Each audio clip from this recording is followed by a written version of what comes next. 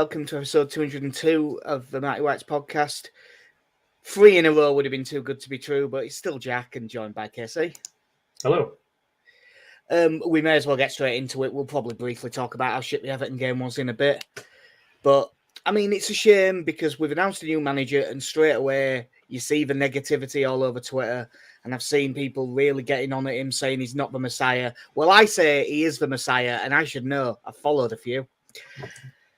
But in all seriousness, people seem relatively happy with the appointment of Javi Gracia as a...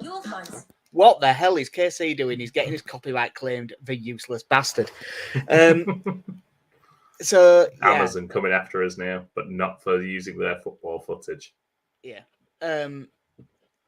So yeah, Javi Gracia, what's your immediate thoughts? He is a manager.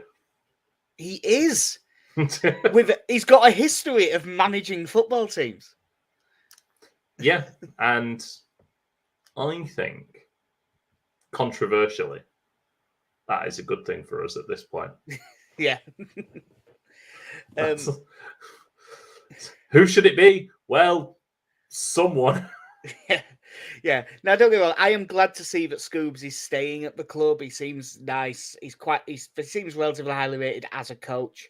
But like, he should never have ended up in that position. He got the first 2 games, he got 1 more point than I expected. But once they saw that Everton game, it doesn't matter how useless they are at board level, they couldn't let that go on.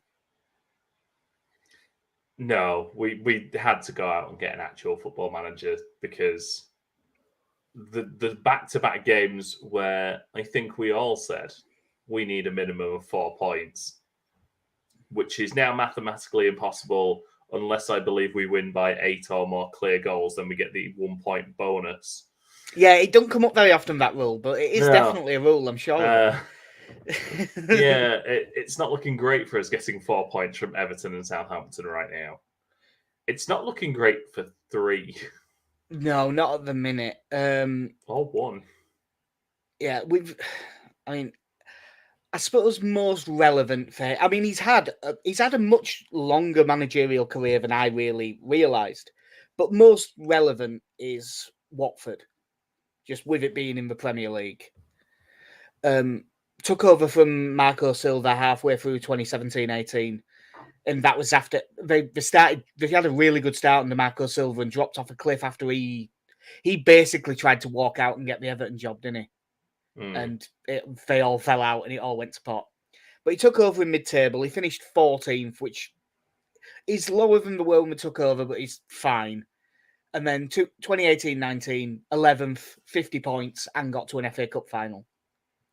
Which, you know, if you're Watford, even though when you look at that Watford squad, it was a bit better than a lot of Watford squads, that is still a really good achievement.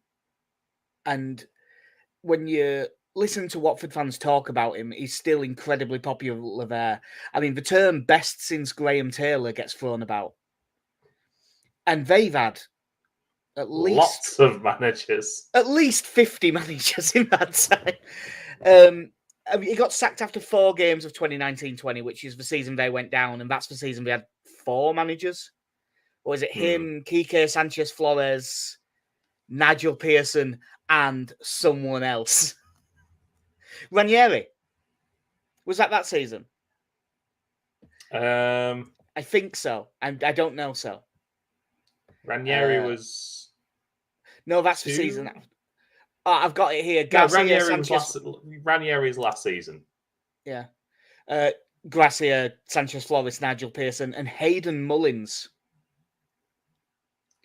Yeah, when we show concern about a succession plan, and it very much feels like there isn't one. Yeah. Watford. Yeah, I suppose Watford's just sack him and just hire someone else. It worked for about 4 years, didn't it? Might have even been longer than that. It works in the Championship. To be honest, it even worked in the Premier League until it didn't. And then when it didn't, it really didn't. But like, I reckon that Watford record, if we were 8th, I'd look at that Watford record and think, I don't know. I couldn't really call that a great... But in the position we're in, can't help but look at that and think, well, that's if he did if he did his average points wise, that might be enough. And Ali has a point here that I can't decide whether you need to trim your mustache or have a tattoo of Dougal from the Magic Roundabout on each side of your top lip. It's a fair point. It does need trimming, but I just can't be asked. When I look at Gracia's record, I think he's probably got enough to give us a chance. And I think if we kept going the way we were, I didn't give us a chance. No. Scoop's thing, I suppose, has been the what, especially before the two scum games, was he's not going to change a right lot. Was to keep it fairly simple. And it worked to an extent, in as much as we got a point from it and we were competitive in both games. It did not work against Everton. That Everton game on any level, there was nothing that worked in that game. When our best chance was Patrick Bamford passing it wide, or Crescencio Somerville not being able to get over a header. Yeah, it was. Well, I mean, we said it when watching the game, and everyone said it. Everton weren't really any good in that game, and they were miles better than us. And how you can play, I know that it's away, but Everton are a bad side. To not have a single shot on target is abysmal. You just can't do things like that. It was a horrendous performance with... I'm trying to think what the redeeming qualities of it were. I don't think that I've actually got a thing in the notes here. We'll just see where we end up, because we haven't had time to write. Junior Firpo was fine. Yeah, was there a single redeeming feature in the performance? And I'm not sure there is, because I came away from it saying I think Firpo was about his best player, but that's with maybe a generous 6 out of 10. And once they were clearly briefing the press, because they were all talking about it, going, "Oh, their preference is to have Skubala till the end of the season and go from there." But a performance like that is going to change your mind, no matter what your plans are.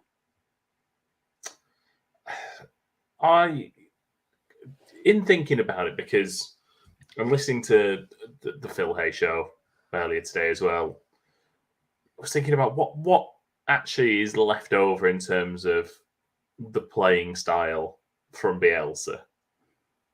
And outside of a high press, which didn't really come into play all too much against Everton either. And we may well be about to lose. Yeah. Based on his previous, he's not particularly big on... Well, to be honest, if you look at most of our best performances this season have been against teams that dominate us in possession. At that point, you kind of have to reconsider things and think, well, do we not set up as a low or mid-block team and try and counter when there are fewer bodies to play around? Because if there are midfielders in the way, we really struggle to play a pass. But if the midfielders are upfield and not in the way, we have a slightly better chance of completing those passes. Yeah, I don't know how... Obviously, I haven't had I'm not the person to do the deep dive anyway. There's cleverer people than me for that. But because I've been at work all day, I haven't looked into much at all. But the things that I do remember from his time there was that his team was quite patient in possession and seemed a lot better at keeping hold of the ball than we have been, which admittedly isn't saying a lot. And a thing that I would quite like to see, given our lack of goals, not so much lack of goals, but lack of creativity recently. He pretty much always played 2 up front.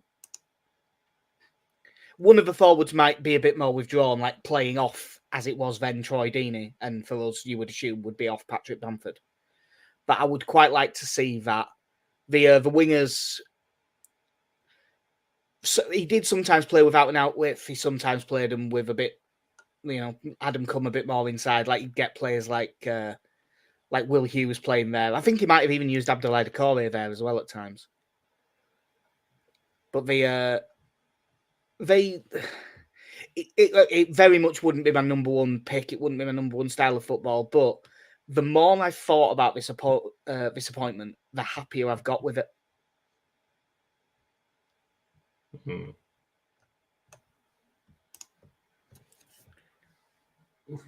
Go on then, tell us why.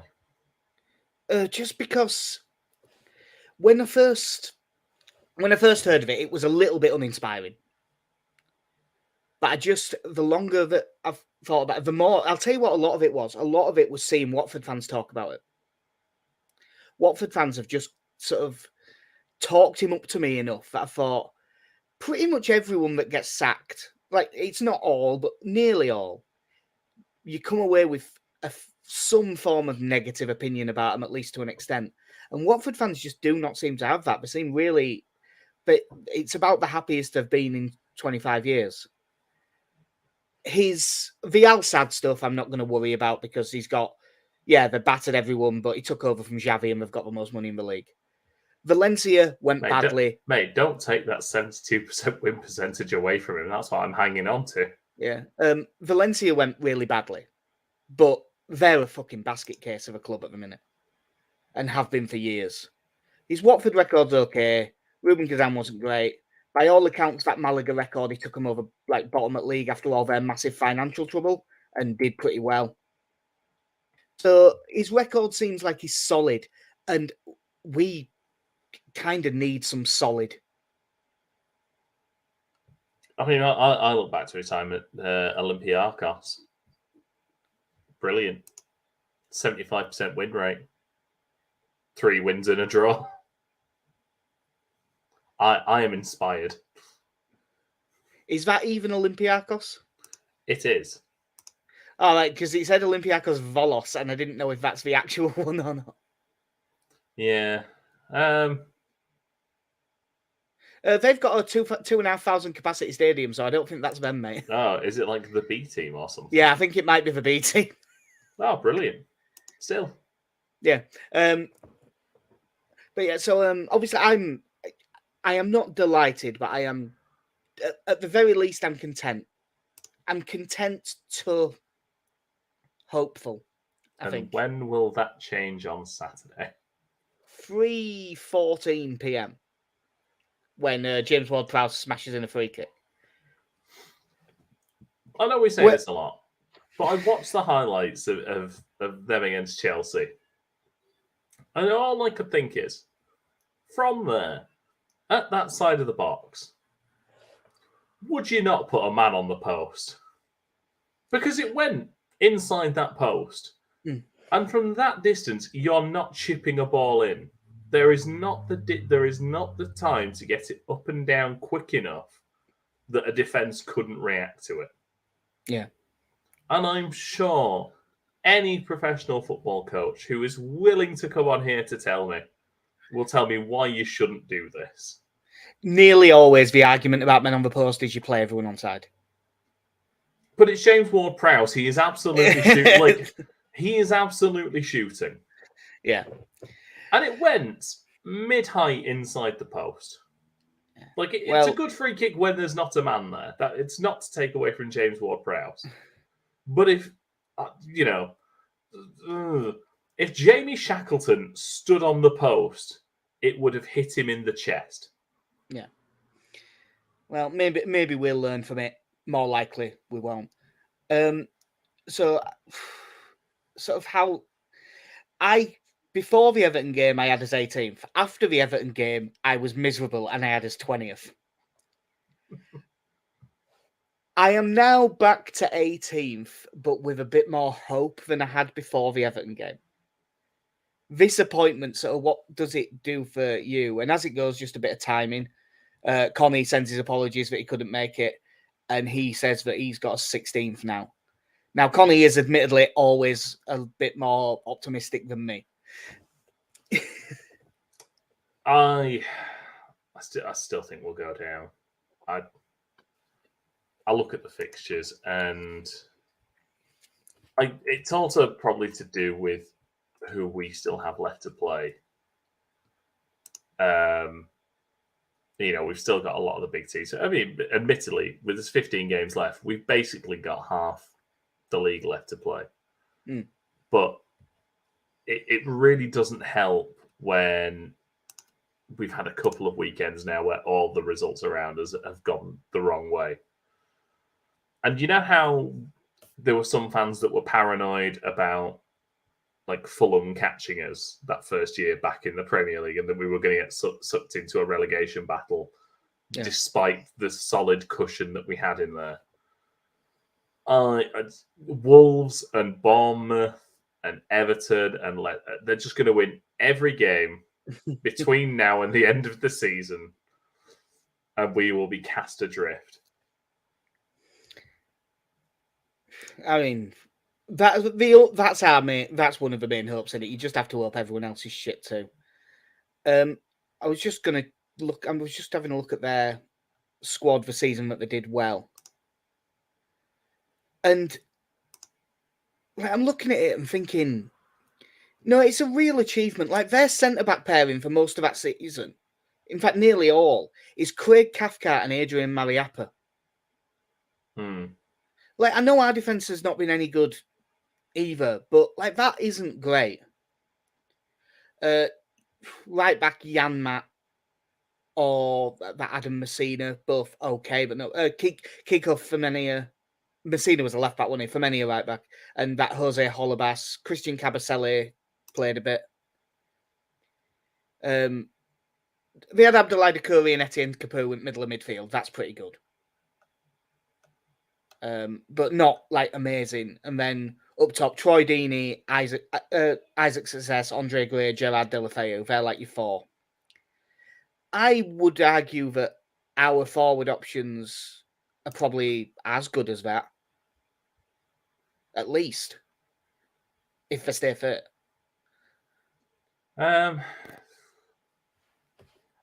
If you're going two up front now, do you see us going with Rutte more in the next few weeks, or do you think he might have seen? I suppose if you're not looking for a high press, Jack Harrison's probably not as likely an option. It depends, because if he plays a 4-4-2, I would think based on what he's seen, he'd probably be thinking Bamford up with Nonto. Would probably be a best bet, because Nonto is a good left winger. I'm not sure that he'd be as good if he's more of a left midfielder. So then Harrison in that role would make more sense, you would think. But we'd have to see. I'm really not sure what to think with it, really. The defence you'd think would remain roughly the same. His fullbacks at Watford were quite attacking and really pushed on. So you would think Ayling and Firpo would suit, unless Christensen hits some form under a new manager. Yes, I suppose in the short term it depends on Verber and his availability this weekend as well. Yeah, we'll have to see with that. I mean, it'll be a lot we'll find out on Thursday, because in theory, then you'll have a press conference and we might be able to hear something from him and hear what he's thinking. It'll be interesting. He's another one, much like Marsh, where in theory that formation where he tucks his midfielders in theory it suits Brendan Aronson. But we'll have to see if he can hit some form. It was good to see him score a goal for 21s last night. I was glad to see us stick a couple of people in that needed minutes. Him and Rutte, and Greenwood played 45 as well in 2-1 win. I really, really hope that will kick on. But yeah, it's a confusing time to think about Leeds, because as I say, I'm content with the appointment, but I'm certainly not excited.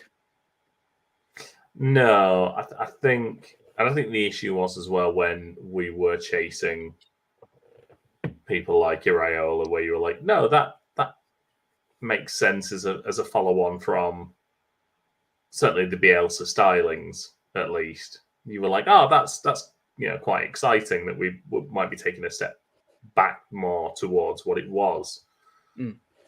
I suppose this is a step towards something that we just need. Yeah, and I suppose that's the term. They've signed him on, the quote was a flexible contract, which I'm assuming is a way of saying till the end of the season, but with an option. Like, that's what you'd have to assume it would be in this situation. Yeah, I suppose it's that odd thing where I do feel like with him, the option, unlike with McKennie, it seems more like the option might be if we go down, he might be more likely to stay because we can't get our other targets. Whereas if we stay up, then you'd think, oh well, maybe there'll be an attempt to go in for Iraola again. Yeah, you would think. It's an odd one that he like, and it's if we go down, unless he does something so insanely stupid in these 15 games, you can't really blame him for it. No, that is one thing. It is a bit of a free hit for him, even if it means everything to us and everything to the players. And I'm sure that he will care like mad. But in terms of his reputation, it's a bit of a free hit. It's like that's how Marco Silva first did well in England, wasn't it? He took that whole job when they were down and did really well. And they still went down, but they looked immediately miles better, and that got him going. Jess Milton's left a comment here saying, do we know what type of process are we going to get to know and assess for players as quickly as possible? I don't know specifically, but I know that it was in the Athletics article that Phil Hay wrote that they were very impressed, not just with his presentation about Leeds, but that he sort of had a presentation ready about Southampton ahead of this game. So I think at this level, everyone's prepped, but it sounds like I also read a lot that he was very big on his preparation, presentations, data analysis, not in the same way Bielsa is to the extent that it's a bit of an obsession, but probably we do a level below data that. analysis as well. Yeah, it sounds like he was a bit. It sounds like he's quite well prepped. Yeah, I suppose that's what you want, especially when it's going to be a quick turnaround at this point. Because I know they said they'd had discussions 2 weeks ago, but clearly it was a very brief discussion, and then they're gone. I'm assuming that it was, well, he's not really the guy we want, so we will see what this Scoobs thing does. Oh, it's not worked. Quick. Yeah, well, get Javi on the blower. That was one of the other things in the article that they he was contacted within 24 hours of the Everton game, I believe. And it wouldn't surprise me if he was called 70 minutes into the Everton game. To be honest, I think sent him a text to say we will call you in half an hour. Well, let's be right. Radrizzani is always on his fucking phone anyway. Like, when he shouldn't be. So he might well have called him just, Ilan Melier goes wandering off 6 yards out of his goal and he rings him straight away going, right. And do you happen to have a goalkeeping coach to hand as well? The markers are bad. Mate, it's in his name, bad. That's pretty much the only thing about the Everton game we haven't talked about. Look, obviously, jokes aside, Melier is an excellent young goalkeeper. He will keep getting better. I am very glad he's here. I hope he's number one for the next decade. That was fucking shite. There doesn't seem to be a moment when he really checks his right-hand side. Yeah, because there is no one in the box. There's no one up with Coleman. And at this point, watching the replay, it probably happens a little earlier than you'd expect it. But Coleman looks up and sees there's no one there. Yeah, he certainly sees that. It's and the one thing is, I know he gives him a lot of room. Hitting that with the inside of the foot, that is an excellent finish from him. It's a good bit, and I do think he meant it for what it's worth. Like it's an excellent finish. But it's something that should be saved. Yeah, I don't care how good a finish it is. The only potential way to score from there, where it's not crap keeping really, is if it's a sort of Van Basten volley where it's right over and dipping into the far corner. You mean Rodrigo's goal against Scum last year? Yes, that was a great example of that sort of finish where you just catch the keeper slightly towards his near post and deliberately lob him into the far corner. Yeah. If it goes past it, chest height, it's shit goalkeeping. Yeah.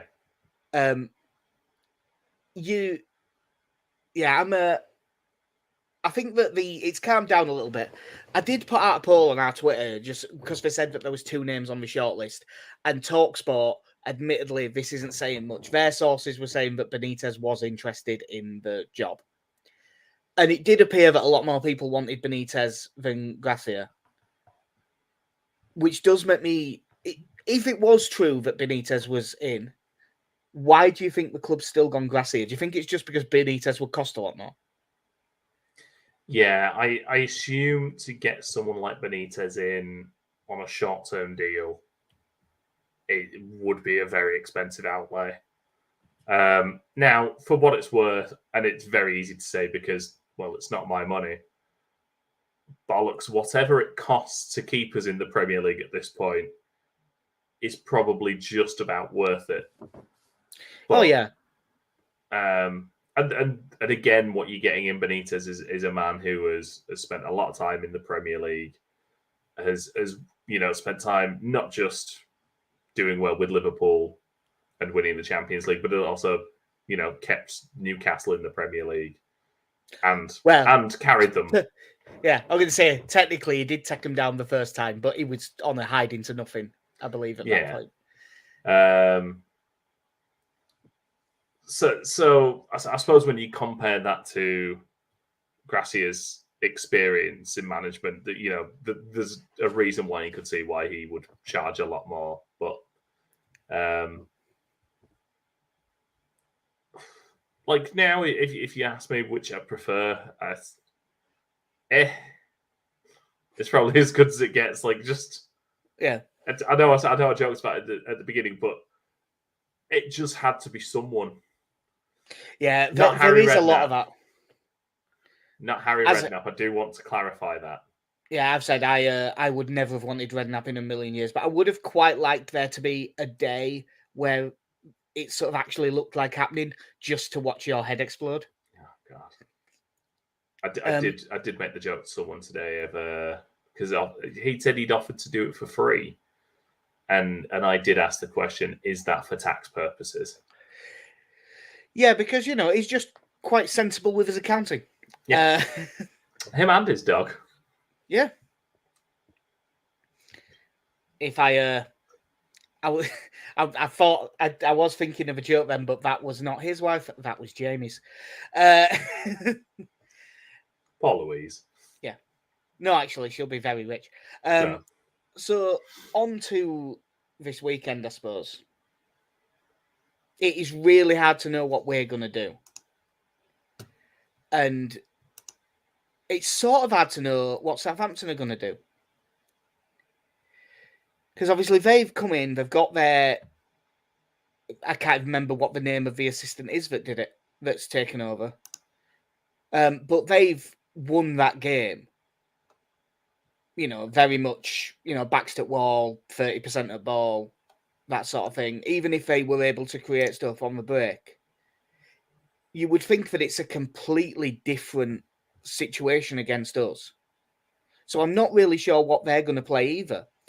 I can be relatively sure that they, after where they played, will play that Paul Onuachu, the big lad from Genk, and play off him.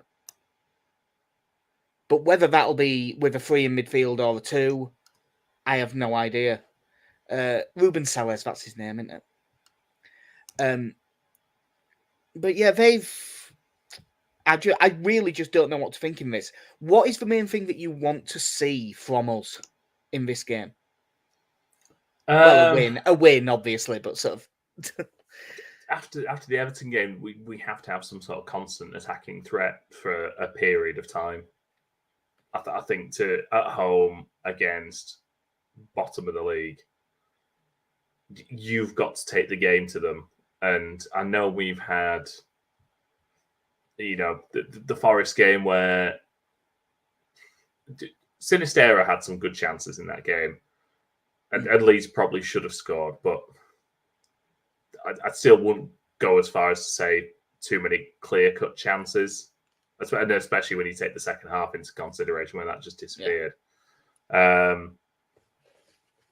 We need to, we need to attack and we need to cause them problems and actually create chances. Yeah, I'm dying to see us just be able to pass the ball, just to keep hold of it for a bit. The amount of panic in that Everton game, every time they got it, it wasn't kick and rush, because kick and rush is at least a plan. It was just, I've got the ball, what do I do? What do I do? What do I do? Forward. There was no cognitive thought at all on display in that. It was such a shit performance. Like, it really was bad. If you remember... God, I hope Matt Locker's fit. I really hope Matt Locker's fit to actually get his foot on the ball. I mean, if you remember with Pep at Barcelona, the plan was if you lose the ball to recover it within 7 seconds. And for us, it's when we get the ball to get rid of it within 5. Yeah, it does seem a bit like that, doesn't it? We were so poor. So I'm dying for us to have some semblance of build-up and possession. It doesn't need to... When we're on the ball, look, if there's a chance to break, yes, go quickly. But if Southampton do sit in a bit, which I think they probably will, keeping the ball and moving it around on the edge of their box and trying to move them, especially their midfield, as much if we can move them about a bit. Because, like, for as good as he is, Ward-Prowse is not quick. Like, if we can move... If they've got him and that Lavia in midfield, Lavia looks really good, but he's still an 18-year-old kid. If you can get at that midfield, you can really do something. And if we can get him... I'd quite like to see us play the 3 in midfield, but I don't think he will if he's going to play 2 up top. Yeah, like, it's weird, because obviously Southampton probably will press... they'll press enough, because they've been doing it for 5 years. But I think that the defensive line won't be particularly high. So I think winning that midfield battle, especially if it's 2v2, if it's like Ward-Prowse and Lavia versus... I can't see Rocker being fit, so against Adams and McKenna, you'd think. That 2v2 battle is going to be massive, I think. And if we can just get us foot on the ball and actually keep hold of it, Southampton, despite winning at Stamford Bridge, are still not a good side. Yeah, I mean, looking at especially their back line, what is it? Maitland-Niles, this is off of last weekend's games. Maitland-Niles, Perrault, I forgot Maitland-Niles was there. And Bella-Kotchap. And that was... Kyle Walker-Peters was on the bench. So I don't know if that's a fitness thing or just dropped. Or if he's just been dropped. I think Walcott came on as well. I did notice. Did notice that. Still plugging away. Yeah, we've had a message off Ali just saying that he wants to see some solidity and some decent balls into the box, and that one's a really good point, because the balls we were putting in, other than that one decent corner that Greenwood took, were pretty consistently bad. And yeah, going hard and low instead of where giant centre backs have the advantage. If it's to Bamford, I suppose you could. If Bamford gets onto if it's Bednarek and Bella-Kotchap, Bamford might be able to win some of them. But yeah, if we can get men attacking, you do want some low crosses. By the way, Ali there misspelling the word clarity. Oh yeah, sorry. Yeah, if there's no such thing as solidity, it's all clarity. If there's no such thing as crosses, it's just clarity. There was that really frustrating moment with Bamford when there was that ball played into the penalty area and he swung his left foot at it, even though it was absolutely a right-footed shot all day. And she could please, just try. Yeah, just swing it. Yeah, we have nothing. I'm just trying to think. Do you think there's any major? It's weird after a performance that shit, because after a performance that shit, there's a bit of you wanting to change everything. But do you think that there really will be much? I mean, hopefully, one of like Cooper, or at least one of Cooper or Verber's going to be fit. By the way, that was a bit of a nail for me in the Skabala thing. Why was Cooper? If Cooper wasn't fit enough to play a half, he shouldn't have been on the bench. Because when Verba went off injured and we brought on Christensen and moved Dale into centre back in a 2, which he's never been any good at, that was a really silly thing to do. Yeah. I can't really see much change to what we're doing. I mean, when you realistically look at the changes we can make, and yeah, there's a couple might be allowed due to fitness, but it's realistically, does Aronson get in for Somerville?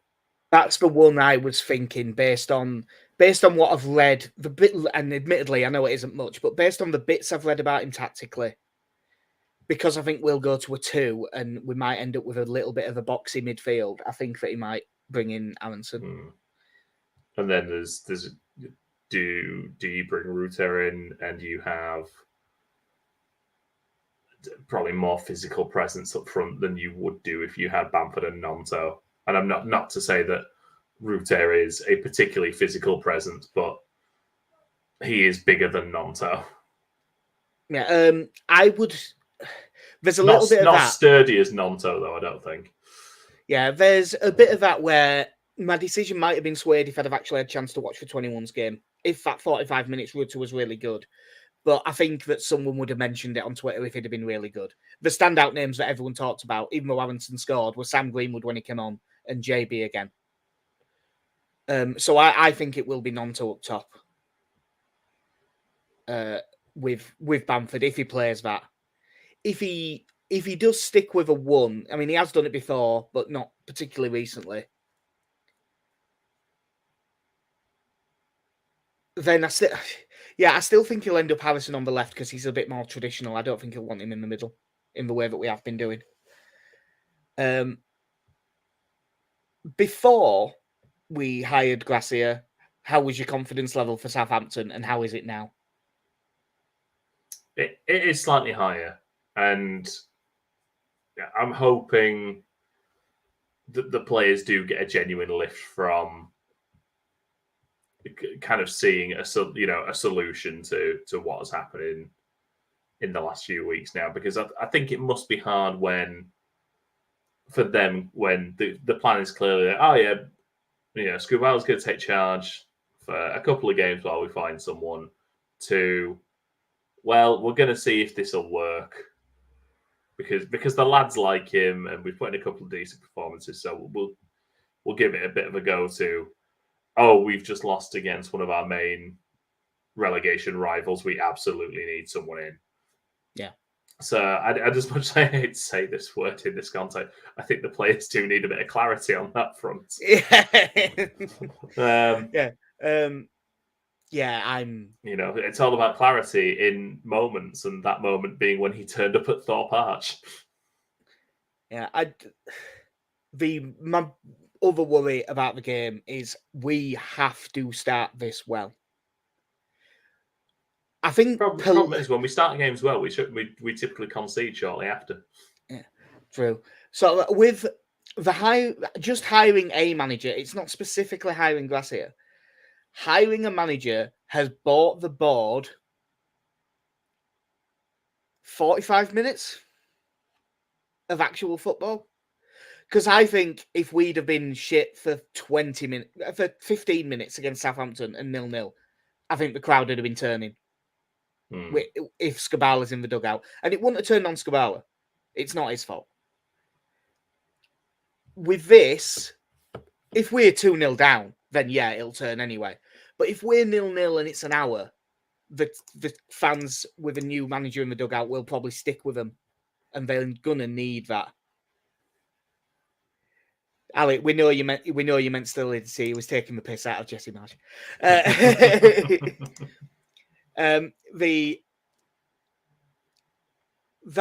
could prove big because as much as it should not come down to shit like this and it's proper football man talk, they're going to need the fans fully behind them in this one.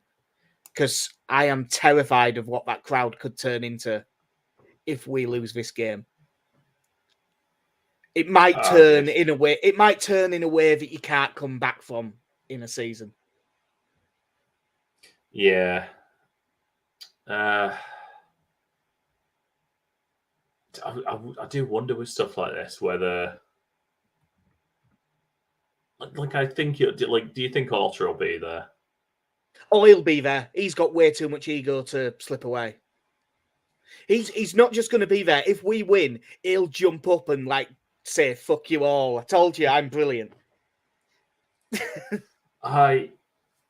That's one of the things I found really frustrating, and especially these last few weeks. But again, since the Bournemouth game, I was never that against Victor Orta. Like that, yeah, there have been poor signings. There's also been brilliant signings, and everyone in between. But Christ, when you've taken the piss out of the fans for what they're chanting, and then you've not won a game since then, you really do come off as a bit of a prick. Yeah, I'm relatively sure it'll have been Johnny Cooper. We are now the only team in the top 6 tiers of English football that hasn't won since then. Brilliant. Yep, outstanding stuff. So it was all well and good up until Liverpool started winning again. Because before that, Liverpool had a point less than us in 2023. Yeah. Unfortunately, they've got like a really good coach and a load of really good players. So it'll probably turn around. But now we've got a really good coach, right? Definitely. Nailed on. Going to get 45 points and be absolutely fine. We have a coach. And we will probably put bets on Twitter later in the week because there's no specials about that's interesting at this point. And the only thing that looks value is Southampton to win. And I'm refusing to say that for my bet. So we'll see that later in the week. But what is your prediction for the Southampton game?